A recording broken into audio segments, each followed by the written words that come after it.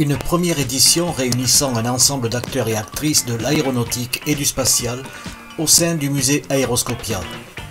Une portée symbolique sur l'ouverture des métiers offerts à la jeunesse, à l'enseignement, au développement des filières aéronautiques au travers des expériences des invités présents à ce débat. Le but étant de susciter des vocations et de créer un espace d'échange et de partage.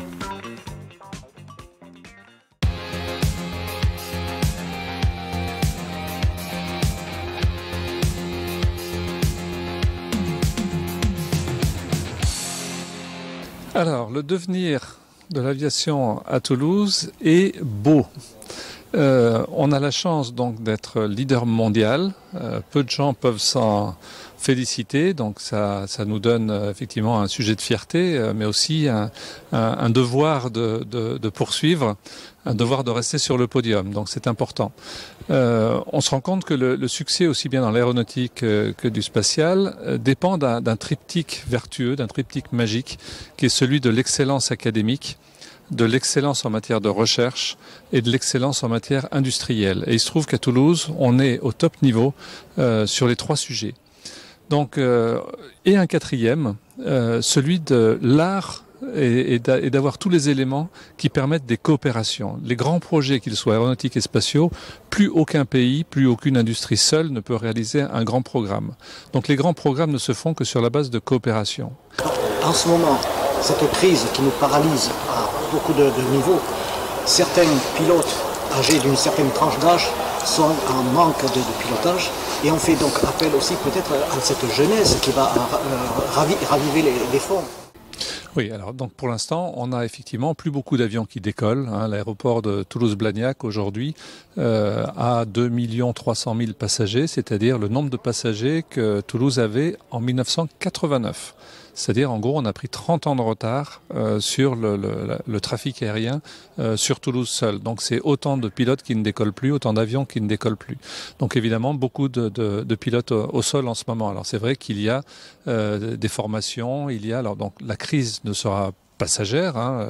Les prévisions laissent entendre que le trafic reviendrait à la situation de 2020, de début 2020, d'ici 2024, peut-être 2025. Donc il y a un sacré trou d'air à traverser. Oui, alors là, les jeunes qui rentrent dans les métiers de pilote. Alors ceux qui rentrent sortiront sans doute dans 3, 4, 5 ans au moment où la reprise donnera à plein.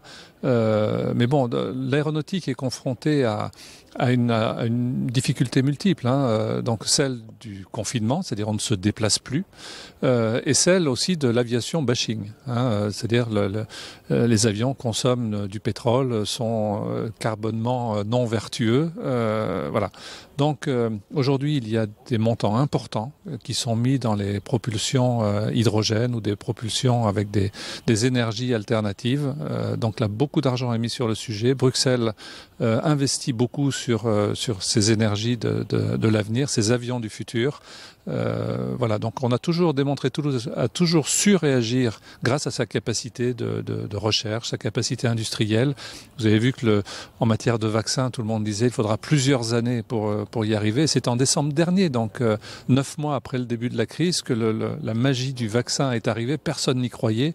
D'ailleurs, même une fois qu'il est arrivé, beaucoup de gens continuaient à douter. Aujourd'hui, on ne doute plus que ce vaccin soit efficace, au même titre que on peut raisonnablement être confiant sur le fait que des relais de technologie, des nouvelles technologies vont permettre à l'aviation de redécoller. Et Toulouse est certainement mieux placée que bien d'autres pour redécoller.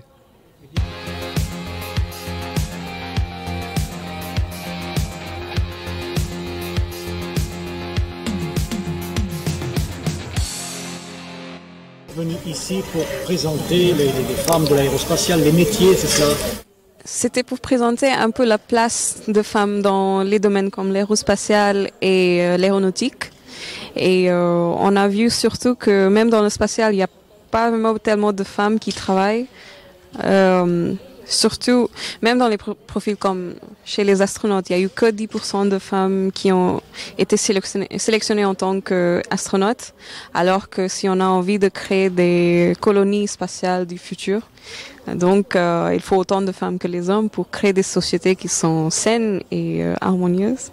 Donc il manque encore beaucoup de données sur les femmes et donc on a besoin de plus de femmes astronautes et pas seulement chez des astronautes, mais il y a aussi d'autres profils, d'autres métiers dans l'aéro qui manquent. Il y a un fort manque de femmes et c'était pour encourager les jeunes.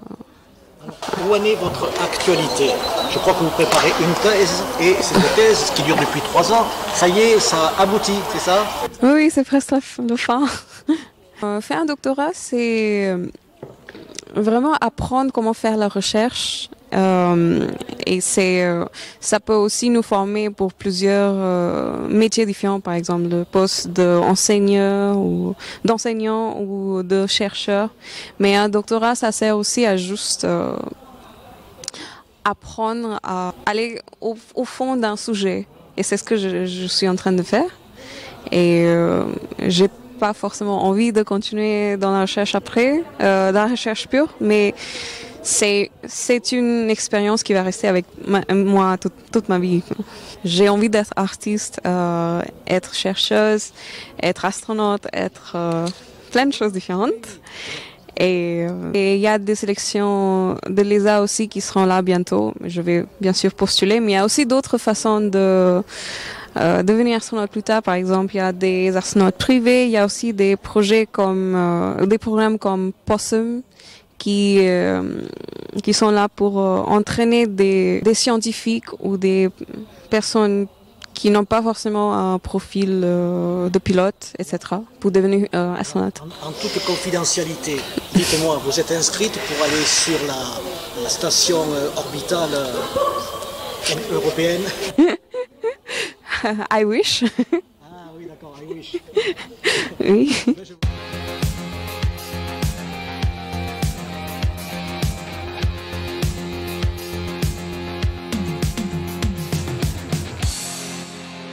Je suis là à l'invitation de l'association Women in Leadership au musée de l'Aéroscopia. Donc déjà, je remercie le musée de nous avoir ouvert ses portes et d'avoir permis cette rencontre, ce qui n'est pas évident dans ces circonstances-là. Je trouvais que la thématique était intéressante. C'est l'aéronautique, le spatial, une constellation des métiers.